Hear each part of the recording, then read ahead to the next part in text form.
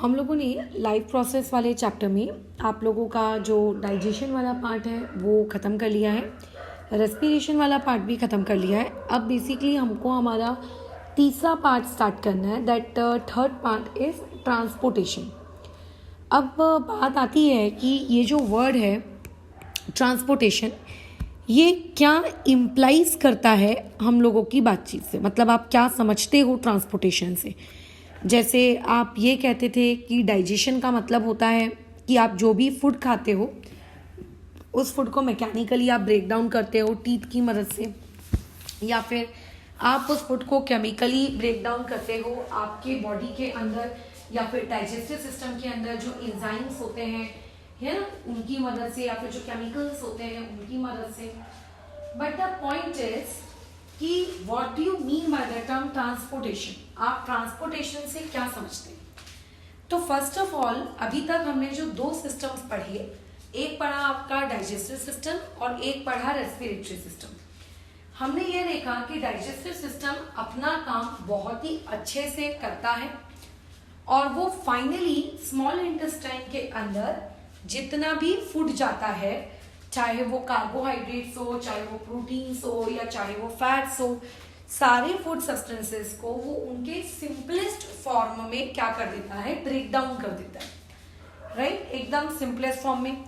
फिर विलीज होते हैं वहां पे, फिंगर लाइक प्रोजेक्शंस, वो क्या करते हैं बताओ, उस फूड को बॉडी के अलग अलग ऑर्गन्स में सप्लाई, मतलब लेकिन वो विलीज डायरेक्टली अलग अलग ऑर्गन्स पे तो सप्लाई कर नहीं सकते।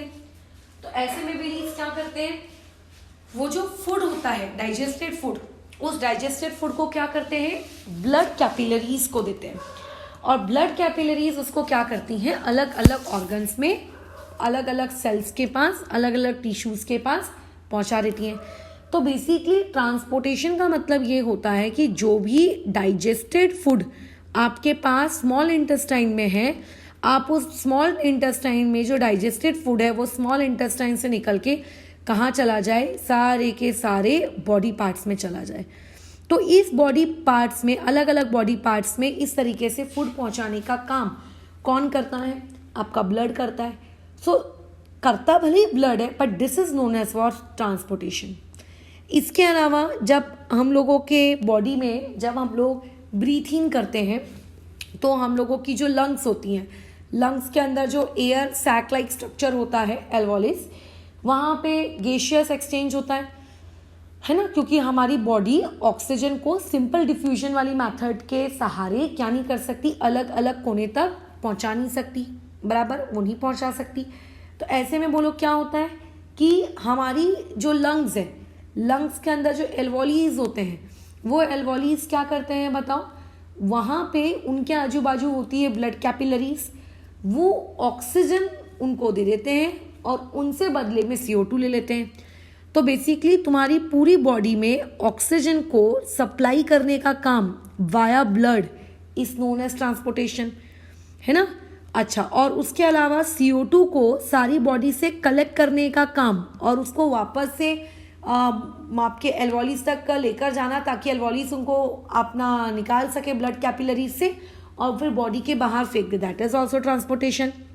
इसके अलावा हम लोगों का जब रेस्पिरेशन होता है या फिर कोई भी अगर बॉडी की प्रोसेस होती है, तो बॉडी की उस प्रोसेस के दौरान क्या होता है, वेस्ट प्रोडक्ट तैयार होते हैं, ठीक है। जैसे मान लेते हैं कोई सेल फट गया, कोई सेल डैमेज हो गया, कुछ भी अगर ऐसा होता है तो उस वेस्ट प्रोडक्ट को भी, ठीक है, प्रॉपर एक्सक्रीटरी सिस्टम तक, ठीक है, उस सारे के सारे वेस्ट मटेरियल को भी प्रॉपरली एक्सक्रीटरी सिस्टम तक लेकर जाने का काम भी बेसिकली किसका होता है, आप लोगों के ट्रांसपोर्टेशन के अंतर्गत आता है।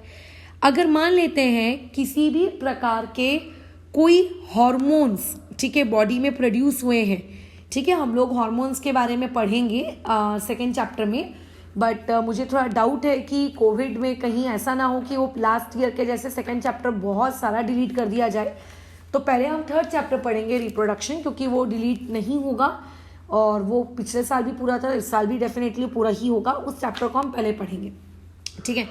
तो ये जो हॉर्मोन्स है, ये जो अगर कोई पर्टिकुलर ग्लैंड प्रोड्यूस करता है तो उसको पूरी बॉडी तक ट्रांसपोर्ट करना या फिर डिज़ायर्ड जगह तक ट्रांसपोर्ट करना, ये काम किसका होता है? आपकी बॉडी के ट्रांसपोर्टेशन के अंदर आता है।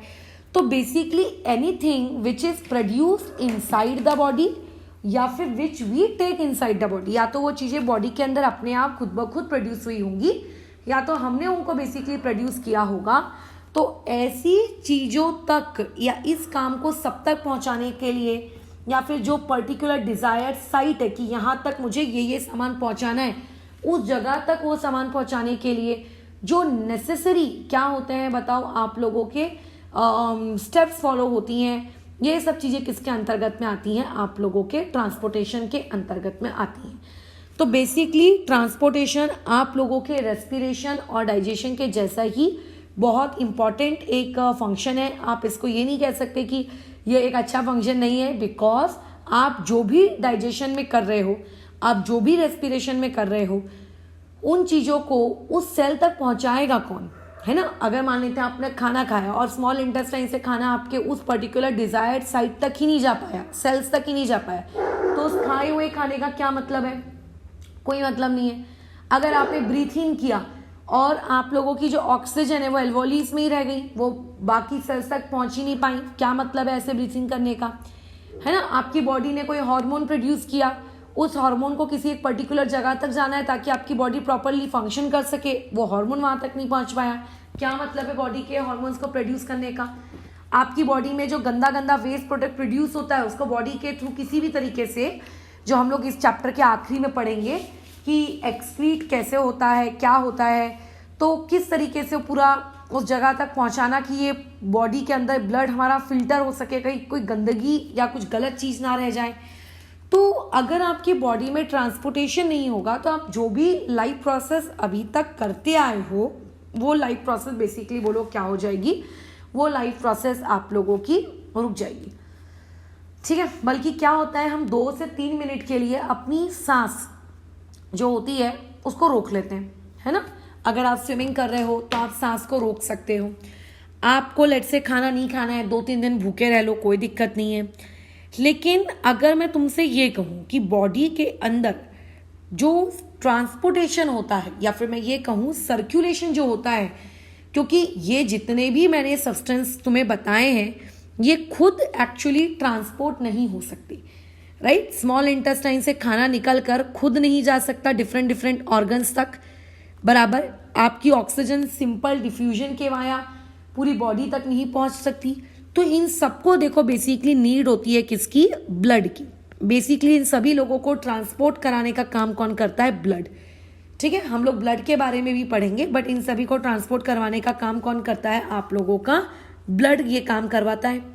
अब इमेजिन करो आप लोगों के पास एक फुग्गा है, ठीक है? ये फुग्गा है, ये आपका बलून है। इस बलून के अंदर, जो बलून छोड़ा मटका है, इस मटके के अंदर इमेजिन करिए मैंने यहाँ पे ब्लड भर दिया, नकली ब्लड, ठीक है? मैंने यहाँ पे क्या कर दिया? ब्लड भर दिया।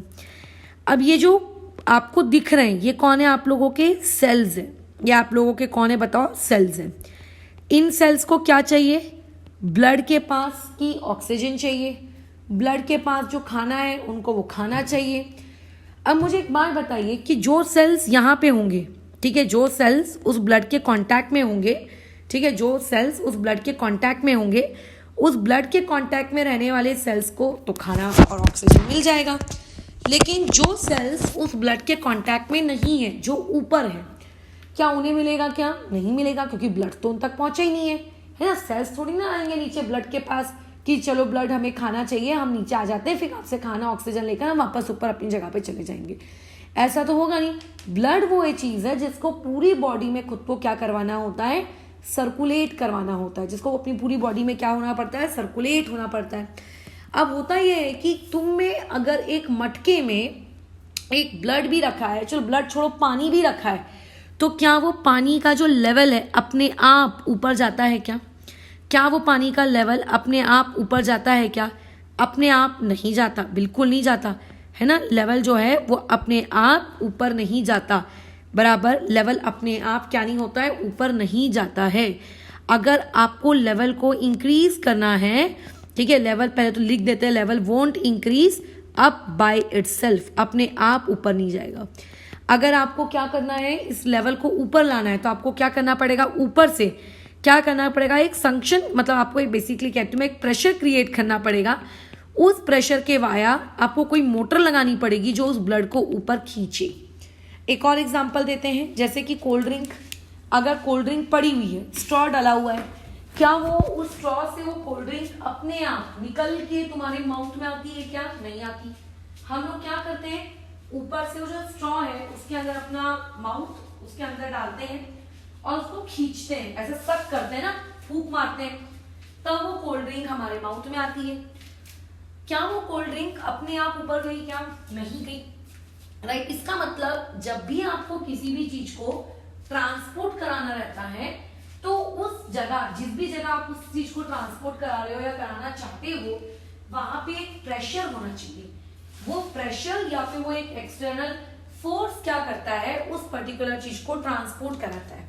यानी कि अगर मैं कहूंगी कि मेरी बॉडी के अंदर एक ऐसी कोई ना कोई मोटर है, ठीक है, जैसे घर में अगर आपको पानी चढ़ाना है नीचे की टंकी से ऊपर की टंकी में, तो नीचे की टंकी में भरा हुआ पानी ऑटोमेटिकली ऊपर की टंकी में तो पहुंचता नहीं है।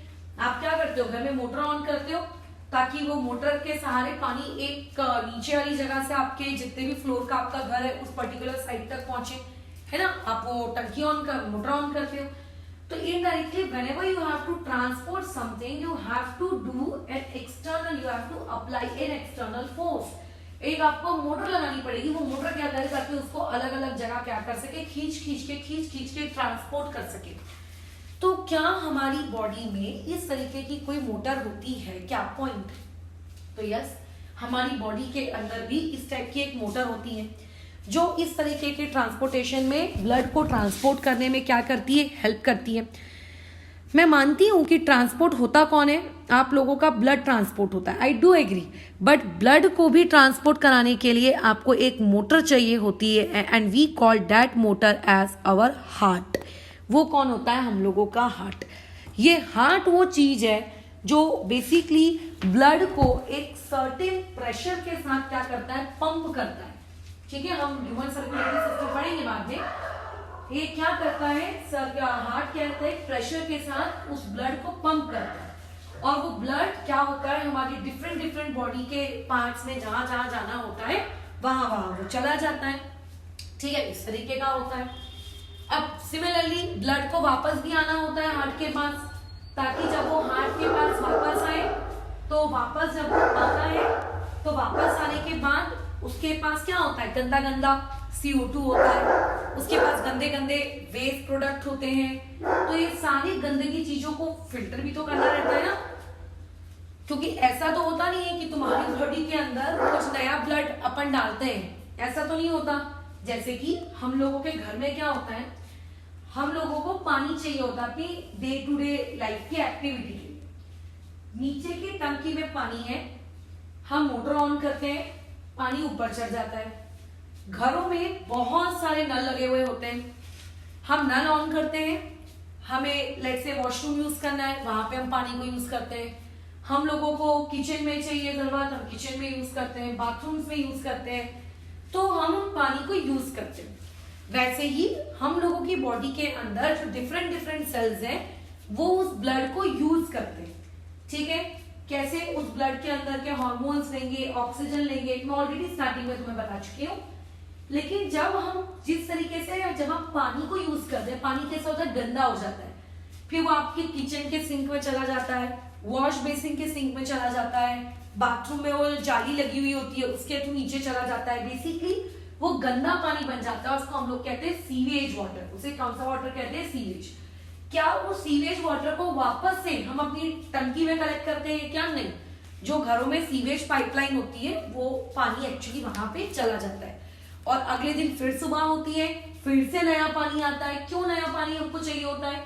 क्योंकि प्रीवियस डे के पानी को तो हमने यूज किया और उसको कहीं बाहर थ्रो आउट कर दिया। लेकिन हमारी ह्यूमन बॉडी में ऐसा नहीं होता। लेट्स से मान के चलते मेरी ह्यूमन बॉडी में भी 5 लीटर अभी इस वक्त ब्लड है ना। मेरे अलग अलग सेल्स उस ब्लड को क्या कर रहे होंगे, यूज कर रहे होंगे अलग अलग चीजों के लिए, और जब वो उसको यूज कर रहे होंगे तो एट द सेम टाइम वो इसी सेम ब्लड में जो वेस्ट प्रोडक्ट होता है लाइक CO2 एक्सेट्रा थिंग्स वो डाल देते हैं इसी ब्लड में। तो जिस तरीके से पानी गंदा हो जाता है, हमारा ब्लड भी अलग अलग सेल्स के पास जाता है और जब वो सेल्स उन्हें यूज कर लेते हैं तो हमारा ब्लड भी गंदा हो जाता है, इम्प्योर। लेकिन जिस तरीके से पानी के लिए एक सीवेज सिस्टम होता है और उस सीवेज सिस्टम के थ्रू आप लोगों का पानी क्या हो जाता है, गटर में कहूं उसमें चला जाता है, हमारा ब्लड हमारी बॉडी के बाहर नहीं रहता। अभी अगर मेरी बॉडी में 5 लीटर ब्लड है तो ऐसा नहीं है कि रात भर में मेरा ब्लड यूज हो गया और सुबह 2.5 लीटर बचेगा, ऐसा नहीं होता। ब्लड का जो वॉल्यूम मेरी बॉडी के अंदर है या जो तुम्हारी बॉडी के अंदर है वो तो कांस्टेंट रहता है। इसका मतलब मेरी बॉडी के अंदर जो फिलहाल ब्लड है, ठीक है, वो सुबह भी उतना रहेगा, दोपहर में भी उतना रहेगा, रात में भी उतना रहेगा।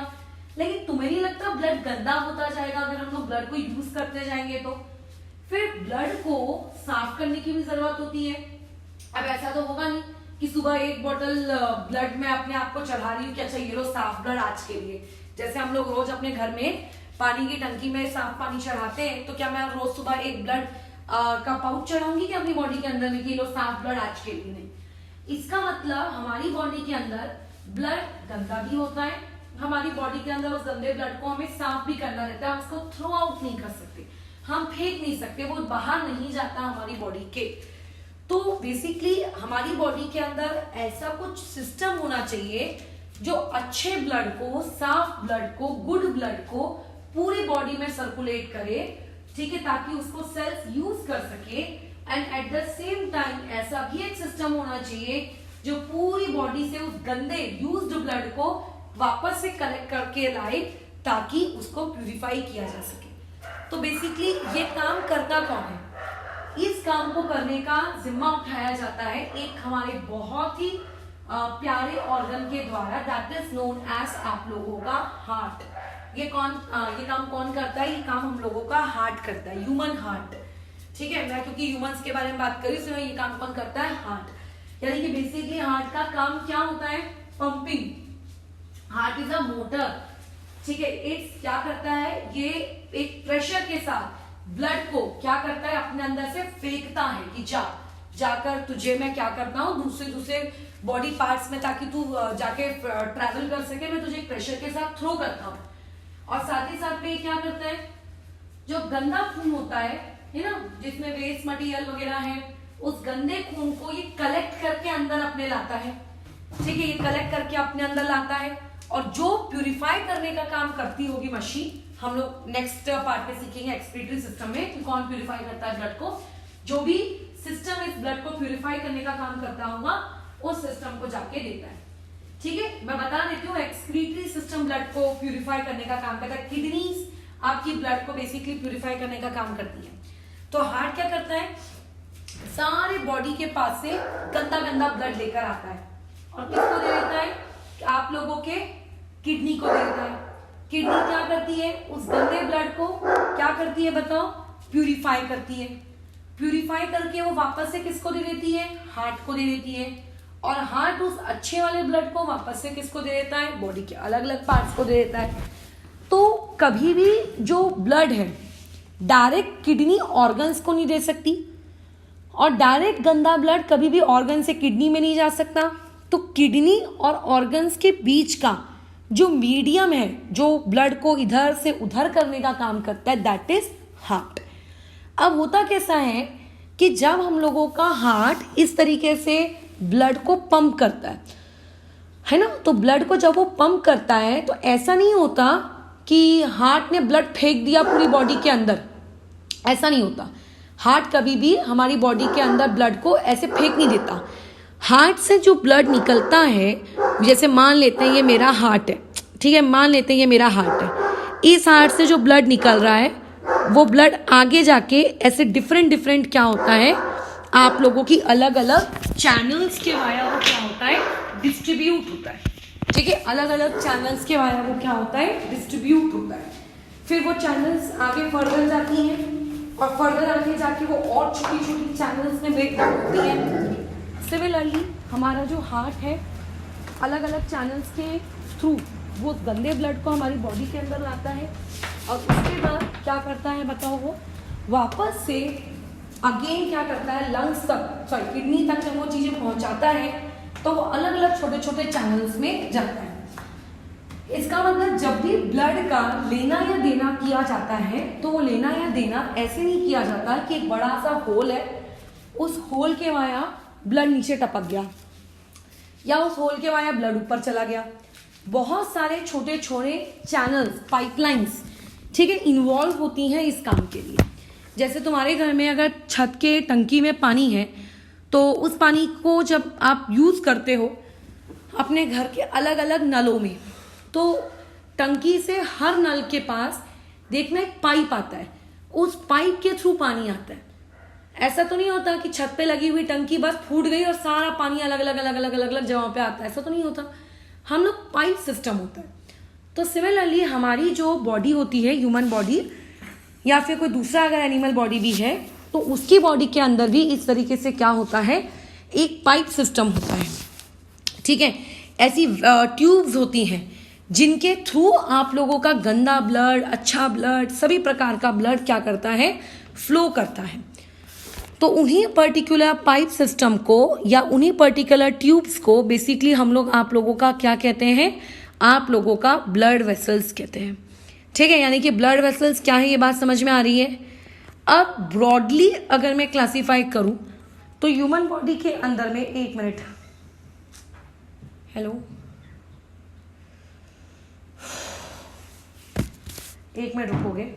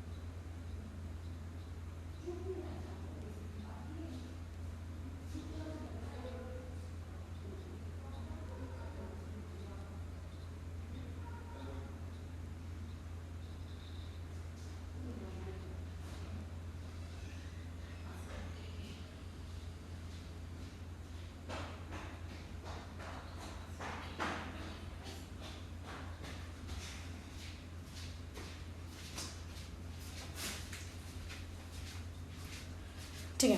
तो जिस तरीके से आपके घरों में पाइप सिस्टम होता है, जिस पाइप के वाया आप क्या करते हो, ब्लड यानी कि वाटर को सर्कुलेट करते हो अलग अलग टैप्स तक, वैसे ही हमारी बॉडी में क्या होता है, ब्लड वेसल्स का सिस्टम होता है। इसको ब्रॉडली हम लोग कितने टाइप्स में क्लासीफाई करते हैं, 3 टाइप्स में क्लासीफाई करते हैं। एक होती है आप लोगों की आर्टरीज, ठीक है, दूसरी होती हैं आप लोगों की वेन्स, और तीसरी होती हैं आप लोगों के पास, बोलो कौन, कैपिलरीज, ठीक है। कैपिलरीज में हम लोग बाद में बातचीत करेंगे, पहले हम लोग बातचीत कर लेते हैं किसके बारे में, आर्टरीज और वेन्स के बारे में, ठीक है। तो अगर मैं मोटा मोटी तौर पे आर्टरीज और वेन्स के बारे में बात करूं तो आर्टरीज, वेन्स ये आप लोगों की ऐसी ब्लड वेसल्स हैं ह्यूमन बॉडी की जिनका काम होता है बेसिकली ब्लड को ट्रांसपोर्ट कराना, ठीक है। इनका काम क्या होता है, ब्लड को ट्रांसपोर्ट कराना।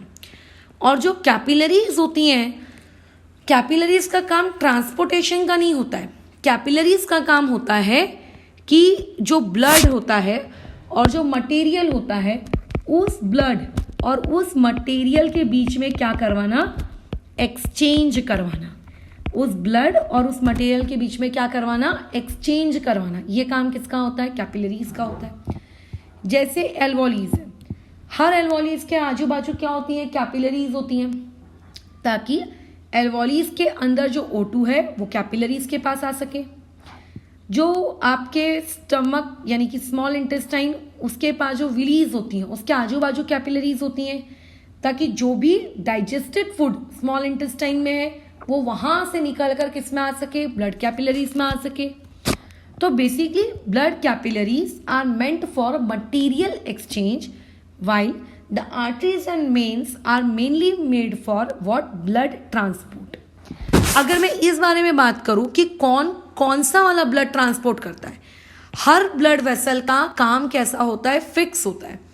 ऐसा नहीं होता कि कोई भी ब्लड वेसल कभी भी कोई भी काम करने लगेगी, ऐसा बिल्कुल नहीं होता। तो अगर मैं आर्टरीज के बारे में बात करूं तो आर्टरीज बेसिकली आप लोगों की एक ऐसी क्या कहते हैं बॉडी की ब्लड वेसल्स है, ठीक है, जिसका काम होता है कौन सा वाला ब्लड कैरी करना, ऑक्सीजनेटेड ब्लड। कौन सा वाला ब्लड कैरी करना, ऑक्सीजनेटेड ब्लड। ऑक्सीजनेटेड ब्लड का मतलब होता है हम लोगों का ऐसा ब्लड जिसमें ऑक्सीजन की क्वांटिटी बहुत ज़्यादा है, ठीक है, साफ ब्लड, प्योर ब्लड। और जो हमारे वेन्स होती हैं इनका बेसिकली काम क्या होता है, डीऑक्सीजनेटेड ब्लड, यानी कि पूरी बॉडी में जितना भी गंदा खून है और उस जितने भी गंदे खून को बोलो कहाँ तक लाना है, हार्ट तक लाना है। तो उस गंदे खून को हार्ट तक लाने का काम कौन करने वाली है, आप लोगों की वेन्स करने वाली है, ठीक है, बराबर। कौन करने वाली है, आप लोगों की वेन्स करने वाली हैं। तो यानी कि वेन्स बेसिकली क्या है, वेन्स आप लोगों की एक ऐसी ब्लड वेसल्स है जिसके अंदर से ब्लड फ्लो होता है। बट कौन सा वाला ब्लड फ्लो होता है, गंदा वाला ब्लड फ्लो होता है। कौन सा वाला, गंदा वाला ब्लड फ्लो होता है। और ये गंदा वाला ब्लड कहाँ पे जाता है बताओ, हार्ट के पास जाता है ना। कहाँ पे जाता है, हार्ट के पास जाता है। क्या ये बात समझ में आ रही है, बराबर। अच्छा, किसके पास जाता है, हार्ट के पास जाता है। यानी कि अगर मैं तुमसे ये कहूँ कि ये मान लेते हैं हम लोगों का ह्यूमन हार्ट है ना, और मान लो यहाँ पे आपका अच्छा वाला ब्लड है, गुड ब्लड। अच्छा, अब गुड ब्लड कहाँ होगा, पहले तो ये बताओ। गुड ब्लड आप लोगों के लंग्स के पास जो एल्वोलीज होंगी, एल्वोलीज के पास जो छोटी छोटी ब्लड कैपिलरीज होंगी, उन ब्लड कैपिलरीज के पास ऑक्सीजन होगा। तो बेसिकली अच्छा वाला खून कहाँ पे होता है, लंग्स के पास होता है, ठीक है। गुड ब्लड कहाँ पे होता है, लंग्स के पास होता है। अब उस गुड ब्लड को डायरेक्ट ऑर्गन्स तक नहीं पहुंचाया जाता है, ठीक है, डायरेक्ट ऑर्गन्स तक नहीं पहुंचता है। वो ब्लड कहाँ जाता है, पहले हार्ट तक जाता है। कहाँ पे जाता है वो आपका अच्छा वाला ब्लड, कहाँ पे जाता है, हार्ट तक जाता है। और जब वो अच्छा वाला ब्लड आप लोगों के हार्ट तक जाता है तो इस हार्ट तक अच्छे ब्लड को कैरी करने का काम किसने करना चाहिए था, आपकी आर्टरी ने करना चाहिए था, है ना। क्योंकि मैंने अभी अभी ऊपर लिखवाया कि आर्टरीज का काम क्या होता है, ऑक्सीजनेटेड ब्लड को कैरी करना। परंतु ये इकलौती तुम्हारी दुनिया की एक ऐसी वेन है, ठीक है, जो ऑक्सीजनेटेड ब्लड कैरी करती है। मतलब अच्छा ब्लड काम करने का, कैरी करने का काम किसका होता है, आर्टरीज का होता है। बट इकलौती ऐसी ब्लड वेसल या फिर मैं ऐसा कहूं इकलौती ऐसी वेन, या हायर स्टैंडर्ड में आप हो सकता है एक या दो वेन और पढ़ोगे जो मुझे पता है लेकिन अभी बताना नहीं चाह रही हूँ क्योंकि काम का नहीं है। ऐसी वेन जो डीऑक्सीजनेटेड ब्लड कैरी करना चाहिए था, बट महान इंसान क्या करती है, आप लोगों का ऑक्सीजनेटेड ब्लड कैरी करती है। उस वेन को हम लोग क्या कहते हैं, पल्मनरी वेन। यानी कि दुनिया मतलब बॉडी के अंदर जितनी भी वेन्स हैं उन सारी वेन्स का काम क्या होता है, डीऑक्सीजनेटेड ब्लड आना, सिवाय आप लोगों के एक वेन्स के, और वो वेन्स आप लोगों की क्या होती है, पल्मनरी वेन। वो वेन क्या कहलाती है आप लोगों की, पल्मनरी वेन। ये इकलौती ऐसी वेन्स होती हैं जो आप लोगों की क्या होती हैं, एक ऑक्सीजनेटेड ब्लड करती है कैरी। बाकी वेन्स नहीं करती, बाकी वेन्स क्या करती हैं, डीऑक्सीजनेटेड, सिर्फ पल्मनरी वेन। अच्छा, अब हार्ट के पास लेट से अच्छा खून पहुंच गया। अब इस हार्ट अच्छे खून का क्या करता है, अपने पास तो रखेगा नहीं। हार्ट इस अच्छे खून को बहुत ही ज्यादा हाई प्रेशर के साथ क्या करता है, पंप करता है। क्योंकि हार्ट चाहता है कि ये खून कहाँ पे चला जाए, बोलो, ऑर्गन्स के पास चला जाए, ताकि ऑर्गन्स इस ब्लड को यूज कर सके, है ना। इस ब्लड के अंदर जो भी O2 है, फूड है, उसको यूज कर सके। तो हार्ट क्या करता है, बहुत ही प्रेशर के साथ, बराबर बहुत ही प्रेशर के साथ यहाँ से क्या करता है, आप लोगों के ब्लड को पंप करता है, धक्का मारता है। धक्का मारने से क्या होगा, जैसे फुटबॉल को धक्का मारते हो तो फुटबॉल क्या होती है, दूर तक जाती है ना, वैसे ब्लड को प्रेशर से पंप करने से बोलो क्या होता है, ब्लड दूर दूर तक ट्रेवल करता है। तो वैसे ही हार्ट क्या करता है, प्रेशर के साथ बोलो क्या करता है, ब्लड को पंप करता है ताकि वो ऑर्गन्स तक पहुंचे। अभी हार्ट से जो खून बाहर जा रहा है, क्या ये खून अच्छा खून है कि गंदा खून है, ये तो गुड खून है, ये तो ऑक्सीजनेटेड ब्लड है। क्यों ये ऑक्सीजनेटेड ब्लड है बताओ, क्योंकि अभी अभी तो लंग से आया है ताजा ताजा। तो अब मुझे बताओ इस ऑक्सीजनेटेड ब्लड को कैरी करने का काम कौन करेगी, वेन्स की आर्टरीज। तो दुनिया में नियम है कि ऑक्सीजनेटेड ब्लड हमेशा कौन कैरी करती है, आर्टरीज, सिवाय ये एक जगह, ये एक एक्सेप्शन वाली जगह। ये कैसी जगह है बोलो, एक एक्सेप्शन वाली। बाकी हर जगह ऑक्सीजनेटेड ब्लड कौन कैरी करती है, आर्टरीज। तो जो हार्ट से लेके ऑर्गन्स तक, ठीक है, हार्ट से एक आर्टरी निकलती है या मोटी सी एक आर्टरी हार्ट से निकलती है। इस आर्टरी को हम लोग कहते हैं अरोटा। इसे हम लोग क्या कहते हैं, अरोटा। ये कैसी आर्टरी है, अरोटा एक आपकी आर्टरी है जो हार्ट से निकल के खून को कहां तक लेके जाती है, अलग अलग ऑर्गन्स तक लेकर जाती है। अब बोलो ऑर्गन्स तक ब्लड गया, ऑर्गन्स ने उस ब्लड को यूज किया। अब ऑर्गन्स अगर उस ब्लड को यूज करेगा तो ऑर्गन से जो ब्लड अब बाहर की तरफ आ रहा है, ये ब्लड कैसा ब्लड होगा, ये अब एक गंदा ब्लड होगा, ये बैड ब्लड होगा। क्यों ये बैड ब्लड होगा, क्योंकि इस ब्लड के अंदर की जो भी अच्छी अच्छी O2 थी वो तो ऑर्गन ने यूज कर ली, और जो गंदी सी CO2 थी वो छोड़ दी। तो यानी कि बेसिकली ये आप लोगों का डीऑक्सीजनेटेड ब्लड है। अब ऑर्गन इस डीऑक्सीजनेटेड ब्लड का क्या करेगा, अपने पास रखिएगा क्या, नहीं, कहां तक भेजना है इसको, लंग्स तक भेजना है। लेकिन क्या कभी भी ऑर्गन्स डायरेक्ट लंग्स के साथ बातचीत कर सकते हैं क्या, नहीं, नॉट अलाउड। क्या होता है बताओ, ये ऑर्गन उस गंदे खून को वापस से भेजते हैं कहां पे, हार्ट के पास। ठीक है, कहां से कहां भेजते हैं इसको, वापस से हार्ट के पास, कि जा हार्ट के पास जा। कहां पे, गंदा खून। और गंदे खून को वापस से हार्ट के पास लाने का काम कौन करता है, दुनिया में गंदा खून कौन ट्रेवल करवाती है, वेन्स। तो यहाँ पे आपकी एक वेन आती है, ठीक है, जिसको हम लोग कहते हैं वेना कावा। ये वेना कावा नामक वेन हार्ट के पास आती है गंदा खून लेकर, और फिर हार्ट इस गंदे खून को कहाँ भेज देता है, वापस से भेज देता है कहाँ पे, लंग्स के पास। लेकिन हार्ट डायरेक्टली लंग्स के पास कभी भी खून खुद तो जाके छोड़कर आएगा नहीं। हार्ट से लेकर लंग्स के बीच में भी एक पाइपलाइन होती है, एक ब्लड वेसल होती है जो हार्ट से उस गंदे खून को लेकर जाती है। तो दुनिया में गंदा खून को लेके जाने का काम कौन करती है, वेन्स करती हैं। बट यहाँ पे इकलौती आपकी अगेन एक आर्टरी, क्योंकि आर्टरी कौन सा खून कैरी करती थी, ऑक्सीजनेटेड ब्लड। बट अगेन यहाँ पे एक और एक्सेप्शन आ गया, बोलो क्या है वो एक्सेप्शन, कि पल्मोनरी आर्टरी हमारी एक वो आर्टरी है जो बेसिकली गंदे खून को, गंदा खून यानी कि आपके डीऑक्सीजनेटेड ब्लड को क्या करती है, कैरी करती है। तो अगर कोई तुमसे मोटा मोटी तौर पे पूछेगा कि आपकी बॉडी में कितने टाइप की ब्लड वेसल्स हैं, आप बोलोगे 3 टाइप की ब्लड वेसल्स हैं, आर्टरीज, वेन्स, कैपिलरीज। आर्टरीज और वेन्स का क्या काम होता है, ट्रांसपोर्टेशन का, और कैपिलरीज का क्या काम होता है, एक्सचेंज का। अब एक्सचेंज वो किसी भी प्रकार का हो सकता है, फूड का, ऑक्सीजन का, CO2 का, वेस्ट प्रोडक्ट का, हार्मोन्स का, कुछ भी प्रकार का। अब दुनिया में जितनी भी आर्टरीज होती है, दुनिया में मतलब हमारी बॉडी के अंदर जितनी भी आर्टरीज होती हैं, उनका काम क्या होता है, ऑक्सीजनेटेड ब्लड को ट्रैवल करवाना। और वेन्स का काम क्या होता है, डीऑक्सीजनेटेड ब्लड को बॉडी के अंदर ट्रैवल करवाना। बट हमारी सारी बॉडी के आर्टरीज एक तरफ और एक गद्दार आर्टरी हमारे पास होती है जो ऑक्सीजनेटेड ब्लड को कैरी करवाने के बजाय कौन से ब्लड को कैरी करवाती है, डीऑक्सीजनेटेड। ऐसी गद्दार आर्टरी का नाम क्या है, पल्मोनरी आर्टरी। सिमिलरली आप लोगों के पास क्या होता है, बोलो, आपकी जितनी भी बॉडी के अंदर वेन्स होती हैं, सारी वेन्स का काम क्या होता है, डीऑक्सीजनेटेड ब्लड को ट्रैवल करवाना। बट इकलौती ऐसी गद्दार वेन जो आपकी बॉडी के अंदर डीऑक्सीजनेटेड नहीं बल्कि ऑक्सीजनेटेड ब्लड ट्रैवल करवाती है, बोलो वो कौन, पल्मोनरी वेन्स। तो ये आपको याद होना चाहिए कि उनका नॉर्मल काम क्या है और एक्सेप्शन कौन करती है। ठीक है, अच्छा, क्योंकि ये 1 मार्क के लिए पूछा जाता है कि एक ऐसी आर्टरी का नाम बताओ जो डीऑक्सीजनेटेड ब्लड कैरी करती है, तो आपको बताना पड़ेगा पल्मोनरी आर्टरी। और इवन इसी क्वेश्चन में एक क्वेश्चन ये भी फ्रेम करके पूछ लिया जाता है कि पल्मोनरी आर्टरी हम मानते हैं कि एक आर्टरी होकर डीऑक्सीजनेटेड ब्लड ट्रैवल करवा रही है, बट डीऑक्सीजनेटेड ब्लड कहां से कहां ट्रैवल हो रहा है, ये क्वेश्चन पूछा जाता है।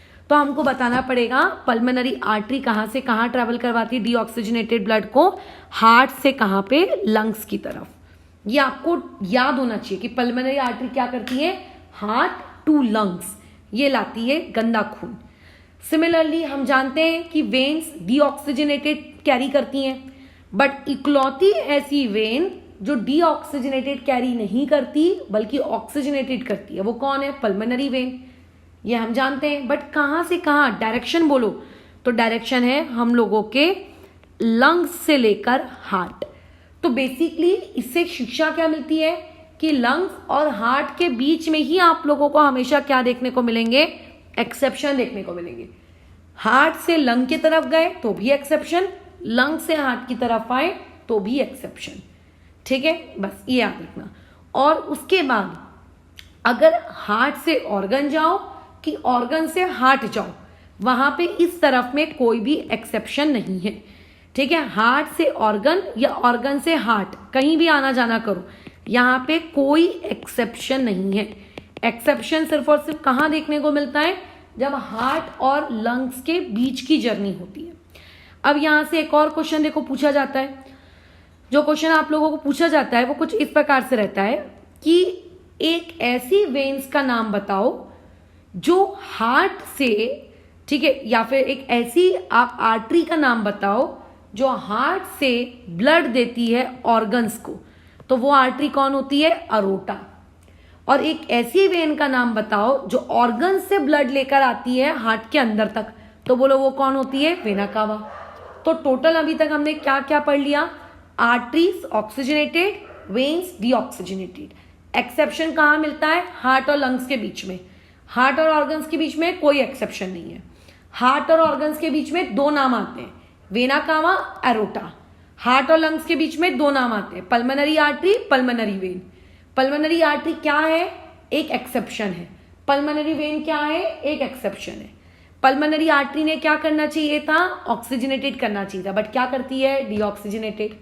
पल्मोनरी वेन ने क्या करना चाहिए था, डीऑक्सीजनेटेड, करती क्या है, ऑक्सीजनेटेड। तो ये आपको पता होना चाहिए कि कहां से कौन सी चीज निकल रही है और कहां पे वो अंदर की तरफ घुस रही है। ये हो गया। तो ये मैंने वेन्स और आर्टरीज के बीच में एक छोटा सा तुम लोगों को डिफरेंस बता दिया कि ये क्या क्या रहता है। अब पॉइंट नंबर 2 में आते हैं। अगर तुम आर्टरीज और वेन्स को कंपेयर करोगे तो एक्चुअली में हमारी बॉडीज में जो आर्टरीज होती है ना वो मोटी होती हैं थोड़ी सी, मतलब उन लोगों का जो डायमीटर होता है, उनका डायमीटर, आर्टरीज का डायमीटर वो ज़्यादा होता है as compare to diameter of veins. और वेन्स कैसी होती हैं बॉडी में, आर्टरीज के कंपेयर में पतली। मैं अभी ब्लड कैपिलरीज की बात ही नहीं कर रही हूँ, क्योंकि ब्लड कैपिलरीज ना इनसे भी पतली होती हैं, एकदम वेन से भी पतली। तो अभी तो बात ब्लड कैपिलरीज की हो ही नहीं रही है, अभी सिर्फ आर्टरी और किसकी, वेन्स की हो रही है। तो इसमें आर्टरीज का जो डायमीटर होता है वो इनसे आपका क्या होता है, ज़्यादा होता है। तो आर्टरीज जो होती हैं वो कैसी होती हैं, थिक होती हैं, और जो हम लोगों की वेन्स होती हैं ये कैसी होती है, कंपैरेटिवली बोलो ये आप लोगों की थिन होती हैं। अब ऐसा क्यों होता है, सीधा जवाब भगवान ने बनाया है। अब मैं क्या कर सकती हूँ, मैंने जो ना मैन्युफैक्चर किया है, बट इसका एक लॉजिकल रीजन है। देखो आर्टरीज अगर मैं भूल जाऊं कि एक एक्सेप्शन है, तो नॉर्मल तौर पे एक आर्टरी क्या करती है, आर्टरी का काम होता है हार्ट से लेकर आप लोगों के ऑर्गन्स तक ब्लड सप्लाई करना। जैसे कि मैंने कहा हार्ट से ब्लड ऑर्गन तक अपने आप नहीं जाएगा, आपको पंप करना पड़ेगा। आपको क्या करना पड़ेगा, हार्ट क्या करता है, उस ब्लड को पंप करता है। पंप करके किसके अंदर डालता है, आर्टरी के अंदर डालता है, और आर्टरी किसके पास जाके छोड़ती है, ऑर्गन तक। मान लेते हैं जो बड़े बड़े टैंकर आते हैं पानी के गर्मी के सीजन में, उनके तुमने देखे पाइप्स कितने मोटे मोटे वाले होते हैं। अगर वो लोग हमारे हाउस होल्ड पर्पस वाले पाइप्स को लेट से यूज करने लगे, तो क्या वह हाउस होल्ड पर्पस वाले पाइप उस टैंकर से निकलने वाले पानी के प्रेशर को झेल पाएंगे? क्या नहीं झेल पाएंगे ना। कैसे झेल पाएंगे बताओ उसको। तो इसका मतलब, क्योंकि हार्ट से जो ब्लड आता है वो कैसा आता है, पंप करके आता है, यानी कि ये जो ब्लड आता है जो आर्टरी में घुसने वाला है वो प्रेशर में होता है, हाई प्रेशर होता है उस ब्लड में। हाई प्रेशर होता है तभी तो वो ब्लड दूर तक जाएगा। अगर उस ब्लड में प्रेशर ही नहीं होगा तो दूर तक कैसे जाएगा, मुझे बताओ। समझ में आ रही बात। तो हार्ट से आर्टरी में जो ब्लड जाता है उस ब्लड के पास कैसा होता है, प्रेशर होता है बहुत ज़्यादा। अगर आपकी आर्टरीज पतली होंगी तो फट जाएंगी, रप्चर हो जाएंगी, और ऐसे में अगर आर्टरीज फुटा गई तो हमारे ऑर्गन्स तक जो ब्लड की सप्लाई है वो कैसे होगी, प्रॉपर तरीके से नहीं होगी। हो सकता है किसी पर्टिकुलर सेल या ऑर्गन को ब्लड ही ना मिल रहा हो, ताकि हमारी वो ब्लड वेसल उस हाई प्रेशर को क्या कर सके, सस्टेन कर सके। ठीक है, उस हाई प्रेशर को वो क्या कर सके, सस्टेन कर सके। इसीलिए बहुत ज़रूरी होता है कि आपकी जो आर्टरीज होती हैं वो क्या हो, मोटी हो, है ना, ताकि वो आर्टरीज कैसी हो, मोटी हो। क्योंकि अगर किसी चीज़ का एरिया ज़्यादा होता है तो उसके अंदर में प्रेशर ऑटोमेटिकली कम हो जाता है। क्यों, आपने पढ़ा होगा pressure equal to force by area, यानी कि प्रेशर और एरिया एक दूसरे के क्या होते हैं, इन्वर्सली प्रोपोर्शनल। तो अगर आर्टरीज का एरिया ज़्यादा है तो इसके अंदर प्रेशर क्या हो जाएगा, ऑटोमेटिकली कम। मतलब उस बेचारी को थोड़ा कम तकलीफ होगी, अदरवाइज ज़्यादा तकलीफ होगी तो बोलो क्या हो जाएगी, वो फट जाएगी, ताकि वो हाई प्रेशर को सस्टेन कर सके। इसीलिए वो क्या होता है, आप लोगों का वहाँ पे उसका डायमीटर ज़्यादा, यानी कि आर्टरी मोटी। और जो आपकी वेन्स होती हैं, वेन्स का काम क्या होता है, जो खून ऑर्गन्स के पास पड़ा हुआ है, ऑर्गन्स के पास के खून को वो कलेक्ट करके कहाँ पे लाती हैं, हार्ट के पास लाती हैं। जब ऑर्गन से खून हार्ट की तरफ आता है तो किसी भी प्रकार का कोई भी प्रेशर नहीं होता। ठीक है, जब भी आप लोगों का खून ऑर्गन्स के पास से होकर कहाँ पे आता है, हार्ट के पास आता है, तो ऐसे में कभी भी वहाँ पे कोई प्रेशर नहीं होता, है ना। और अगर वहाँ पे कोई प्रेशर नहीं होता, इसका मतलब उसको मोटे होने की ज़रूरत नहीं है, need not to be thick. इसीलिए वो लोग उसके कंपेयर में कैसी होती हैं, थिन होती हैं। तो ये हो गया सेकेंड पॉइंट ऑफ डिफरेंस कि आर्टरीज थिक होती हैं और वेन्स आप लोगों की कैसी होती हैं, थिन होती हैं। ठीक है, क्या ये बात समझ रहे हो। पहला तो हो गया ऑक्सीजनेटेड, डीऑक्सीजनेटेड, थिक और थिन। ओके, पॉइंट नंबर 3 में आते हैं, बात करते हैं हमारी बॉडी की। अब देखना, तुम में से कुछ लोग जो जिनकी स्किन बहुत ही फेयर होती है, अगर आप उनकी बॉडी की स्किन देखोगे तो आपको उनके हाथों में या फिर उनके नेक वाले पोर्शन में उनकी नसें दिखती हैं कि नहीं दिखती, बस। तो इस, या फिर जब हम लोग मान लेते हैं कुछ चाकू का, ब्लेड का या फिर किसी भी शार्प चीज का यूज करते हैं और हमारा लेट से कुछ बॉडी का पार्ट लेट से थोड़ा सा कट फुटा जाता है तो खून निकलने लगता है।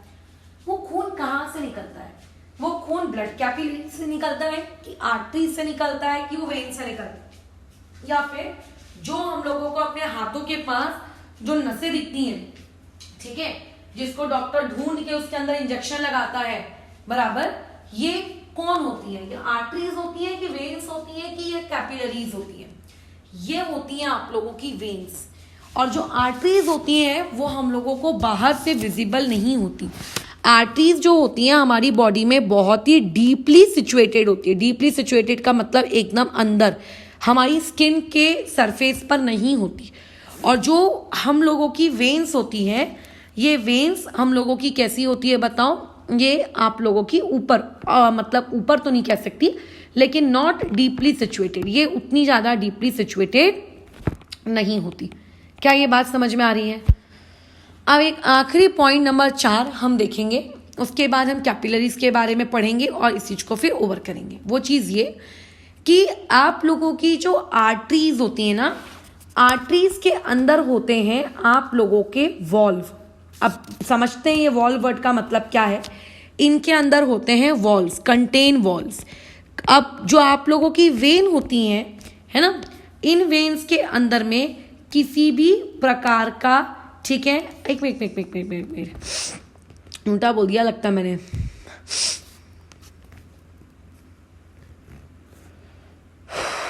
नहीं, बराबर है। ठीक है, आप लोगों का जो आर्टरी होती है इसके अंदर कैसे होते हैं, वॉल्स होते हैं। अच्छा, और दूसरा आप लोगों का जो वेन होता है, वेन के अंदर भी क्या होते हैं, आप लोगों के वॉल्स होते हैं।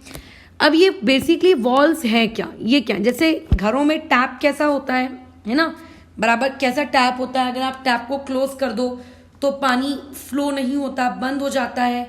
अच्छा, तो ऐसे केस में अब ये जो वेन्स होती हैं, इन वेन्स के अंदर में वॉल्व क्यों होता है, बताओ, इनके अंदर वॉल्व्स क्यों होते हैं। अब देखो, हम गंदा खून लेकर आ रहे हैं ऑर्गन से, कहाँ की तरफ, आप लोगों के हार्ट की तरफ। मान लेते हैं तुम्हारा पाँव है, पाँव के पास से खून आ रहा है हार्ट की तरफ, तुम अभी लेटे हुए हो, सडनली तुम उठ के बैठ गए, तो ऐसा नहीं होगा कि तुम्हारा पाँव जो खून ऊपर धीरे धीरे चढ़ चढ़ के हार्ट के पास आ रहा तो बेचारा वापस से गिर जाएगा नीचे, है ना, वो वापस से नीचे गिर जाएगा, ऐसा नहीं होता, बिल्कुल नहीं होता। क्यों नहीं होता, क्योंकि वहां पे हमारी जो वेन्स होती हैं, उन वेन्स में क्या लगे होते हैं, वॉल्व लगे होते हैं। यानी कि अगर मैं कहूं ये ऑर्गन है, इस ऑर्गन के पास से ये ब्लड निकल के ऊपर जा रहा है, तो अगर कोई ब्लड एक बार अगर ऊपर चला जाता है तो ये जो पीछे का वॉल्व होता है ना, ये बंद हो जाता है, ताकि वो उस ब्लड को वापस से क्या ना हो सके, नीचे गिरने ना दे। ठीक है, ताकि वो वापस से वॉल्व को क्या करने दे, वापस से नीचे ना गिरने दे। समझ रहे हो, अभी मैंने कैसे कहा, बैठे हुए हो या फिर आप सोए हो, आपके पाँव से बड़े मजे से धीरे धीरे ब्लड चढ़ के हार्ट तक आ रहा था। अब सोचो पाँव और हार्ट कितना दूर होता है, तुम अचानक से खड़े हो गए तो जो ब्लड बेचारा चढ़ के आ रहा था, डोंट यू थिंक वो गिर जाएगा फिर, यानी कि ब्लड पीछे बैक फ्लो भी तो हो सकता है, ब्लड का क्या हो सकता है, ब्लैक फ्लो भी तो हो सकता है। ताकि ब्लड का बैक फ्लो ना हो, ब्लड सिर्फ और सिर्फ एक ही डायरेक्शन में घूमता जाए, चलता जाए, पीछे वापस ना आए, इसीलिए बहुत ज़रूरी होता है कि वॉल्व्स में क्या होती हैं, आप लोगों की वेन्स में क्या होती हैं, आप लोगों की वॉल्व्स होती हैं, और आर्टरीज में किसी भी प्रकार की कोई भी वॉल्व्स नहीं होती।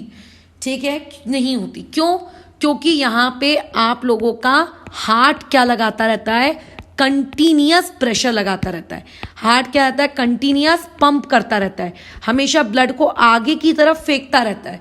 यानी कि अगर कोई इमेजिन करो ब्लड पीछे वापस आ भी रहा होगा तो आगे से आने वाले प्रेशर की वजह से फिर से वो आगे की तरफ फ्लो होने लगेगा। तो हार्ट क्योंकि कंटिन्यूअसली फंक्शन करता रहता है इस वजह से। और जो वेन्स होती हैं, वेन्स में मैंने क्या लिखवाया था, किसी भी प्रकार का कोई प्रेशर नहीं रहता है, तो इस वजह से वहां पे वॉल्स होना बहुत ही क्या होती हैं, हेल्पफुल रहता है। वॉल्स देखो इस तरीके से काम करती हैं आप लोगों के, ये देखो ये ऐसा कैसा है, ये ब्लड आ रहा है, देखो वॉल खुली और उसके बाद ब्लड चला गया, वॉल बंद हो गई ताकि वो ब्लड नीचे ना गिरे। तो ये होती है आपकी नॉर्मल वेन्स। अब अगर मान लेते तुम में से या मेरे में से किसी की वेन्स खराब हो चुकी हैं, है ना, उनके ये वॉल्स खराब हो गए, तो ऐसे में क्या हो रहा है, ब्लड अंदर गया लेकिन ब्लड वापस से बैक फ्लो के पीछे आ गया। इसका मतलब उनके हार्ट तक प्रॉपर तरीके से ब्लड पहुंच ही नहीं पा रहा है। ये काम होता है वेन्स का। तो अगर कोई तुमसे पूछे कि आर्टरीज और वेन्स के बीच में क्लासिफिकेशन करना है तो क्या कहोगे, arteries oxygenated, veins deoxygenated. Exceptions की मैं बात नहीं कर रही हूँ, ठीक है। उसके बाद arteries thick, veins thin. Arteries जो होती हैं वो क्या करती हैं, आप लोगों की वॉल्स नहीं रखती, और वेन्स आप लोगों के वॉल रखते हैं। ये हो गया हमारे 3 पॉइंट चौथा कि आर्टरीज डीपली सिचुएटेड होती हैं बॉडी के अंदर और वेन्स आप लोगों की डीपली सिचुएटेड नहीं होती। अब बात होती है ब्लड कैपिलरीज की। ब्लड कैपिलरीज क्या है, उसके लिए देखो ये डायग्राम बहुत ही इंपॉर्टेंट है। ये डायग्राम में तुम्हें एक ब्लू वाली चीज दिख रही होगी और एक तुम्हें रेड वाली चीज दिख रही होगी, है ना। ओके, हम लोगों ने जो रेड कलर की शेड करके जो एक्चुअली ब्लड कैपिलरी को बनाया है, ठीक है, ये बेसिकली आप लोगों की कैसी है, ये ऐसी ब्लड कैपिलरी है जो अपने अंदर से ऑक्सीजनेटेड ब्लड कैरी करती है। बायोलॉजी के टर्म्स में अगर कभी भी किसी भी ब्लड वेसल को रेड बनाया जाता है, इसका मतलब वो कौन सा ब्लड कैरी करती है, ऑक्सीजनेटेड। और अगर किसी को ब्लू बनाया जाता है, इसका मतलब वो अपने अंदर से कौन सा वाला ब्लड कैरी करती है, डीऑक्सीजनेटेड ब्लड कैरी करती है। अब देखो ये ब्लड कैपिलरी कितनी मोटू सी थी, अब ये देखो पतली हो गई, यहां से इसकी एक ब्रांच निकली, फिर ये देखो आगे गई, ये और पतली हो गई, फिर ये आगे गई और पतली हो गई, फिर ये आगे गई और पतली हो गई। दिख रहा है? इसका मतलब आर्टरीज, जो मोटी मोटी आर्टरीज होती हैं, अगर वो थोड़ा सा भी और इनको हम लोग क्या करें, एक्सपैंड करें, तो वो क्या होती जाती है, पतली होती जाती है। आर्टरी जो सबसे मोटी होती है, जिसको हम कहते हैं अरोटा, उससे पतली वालियों को हम लोग क्या कहते हैं, आर्ट्रियोल। उससे पतली वाली लोगों को हम लोग क्या कहते हैं, आर्ट्रियोल।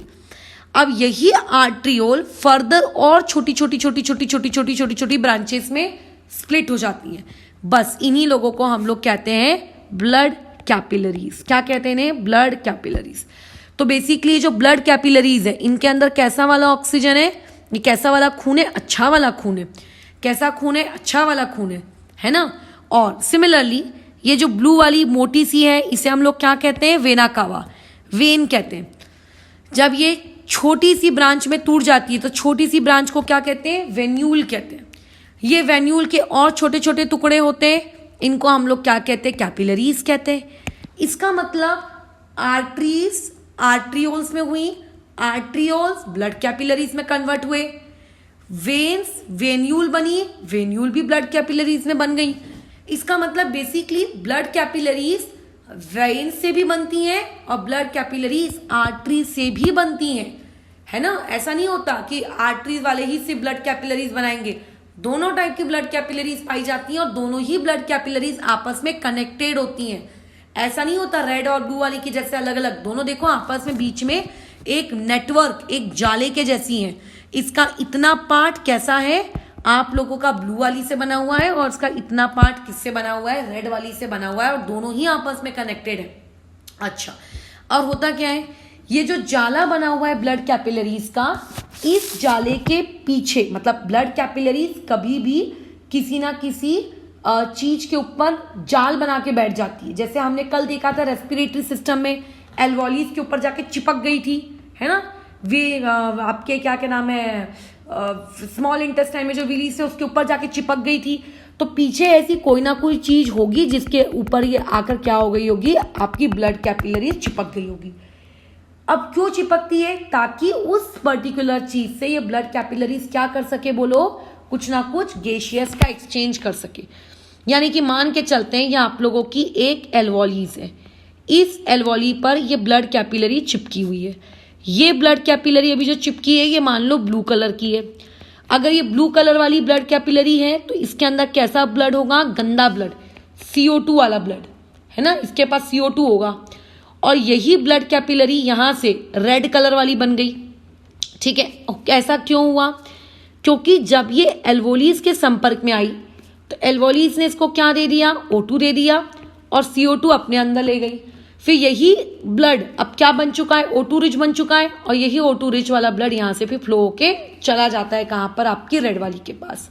तो इनडायरेक्टली ब्लड कैपिलरीज का एक कोना ब्लू से होता है और एक कोना रेड का होता है, और दोनों ही आपस में इंटरकनेक्टेड होते हैं। एक तरफ से गंदा खून, दूसरी तरफ से अच्छा खून, यानी कि एक तरफ से गंदे खून को लाती हैं, एक्सचेंज करती हैं, जैसे ही एक्सचेंज हो जाता है उसको अच्छे खून वाली को दे देती हैं, और फिर अच्छे खून वाली आर्ट्रियोल्स को देती है, आर्ट्रियोल्स वाली आर्टरी को देती है, और आर्टरी वाली जाके फिर किसको दे देती है, ऑर्गन्स को सप्लाई कर देती है। ये इस तरीके से होता है बस। तो इसमें से तुमको जो क्वेश्चंस पूछे जा सकते हैं वो एक डिस्टिंग्विश पूछा जा सकता है, तुमको ये पूछा जा सकता है कि वेन्स में वॉल्व क्यों होते हैं, ठीक है। तुमको ये पूछा जा सकता है कि आर्टरी क्यों मोटी होती है, वेन्स क्यों पतली होती हैं, बस। अब ये सारी आंसर्स मैं तुम लोगों को ग्रुप में शेयर कर दूंगी, ठीक है, ताकि तुम लोग उस चीज़ को अपने नोट्स में इंक्लूड कर सको और उसको याद कर सको। फिलहाल इस चीज़ को अभी यहाँ ओवर करते हैं, और कल का देखो हमारा जो बेसिकली टारगेट रहेगा वो ये कि किस तरीके से ह्यूमन सर्कुलेटरी सिस्टम काम करता है, यानी कि किस तरीके से ह्यूमन हार्ट काम करता है, ठीक है।